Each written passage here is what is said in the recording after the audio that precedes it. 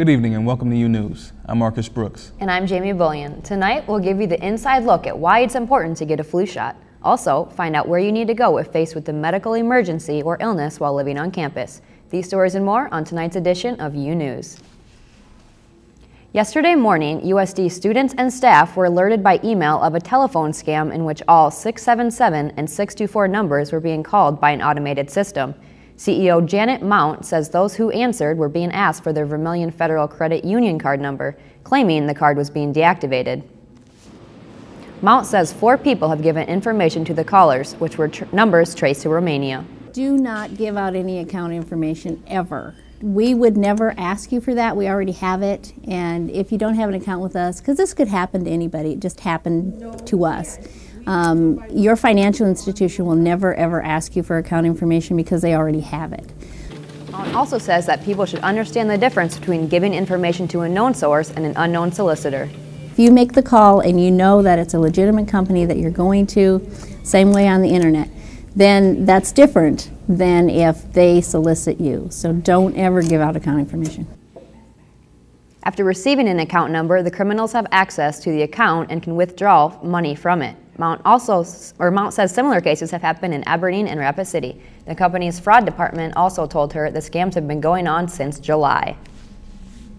A USD organizational comm class is taking on a Santa for Soldiers project in hopes of sending some holiday cheer to soldiers overseas. The group will be collecting a variety of non-perishable items such as beef jerky, Kool-Aid packets, socks, magazines, and chapstick. The class wants to add a personal touch to the packages as well. They'll have a variety of blank greeting cards available so students can write a message to a soldier. If students or faculty wish to contribute, the class will have a table set up in the library breezeway from 8 to 3 tomorrow.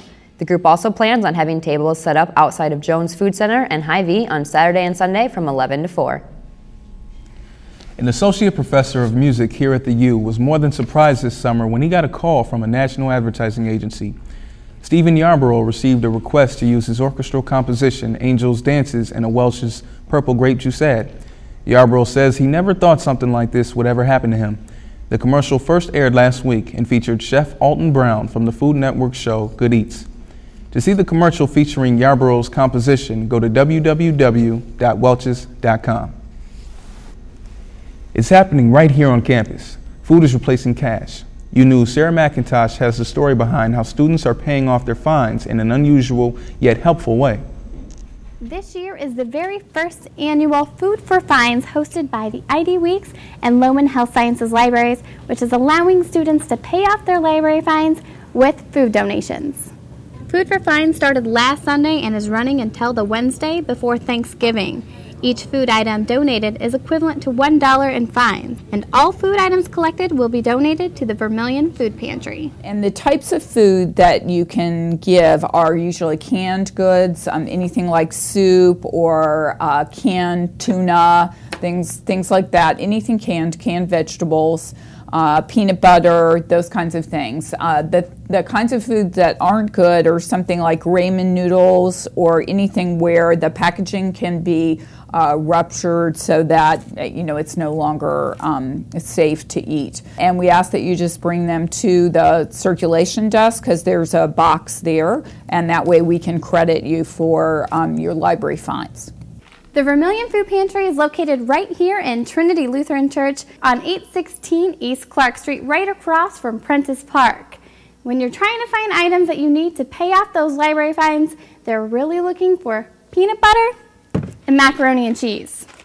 And what we're finding already, people are finding out about the program, and they're just bringing in food to help out, even if they don't have any library fines. But we hope to keep doing it on an ongoing basis. So before heading home for Thanksgiving, make sure you clean out those cupboards and come and clear out your account with the library. For U News, I'm Sarah McIntosh.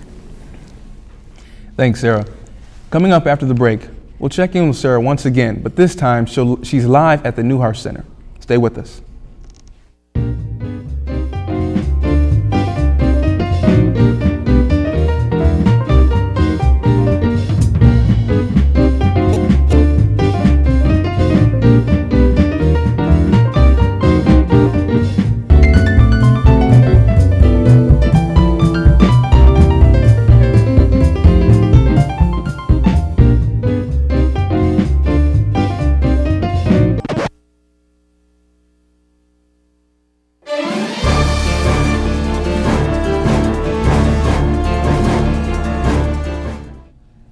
Welcome back. U-News live correspondent Sarah McIntosh is on hand to tell us about the Programs Council's latest event. Here she is with more on the art of kissing.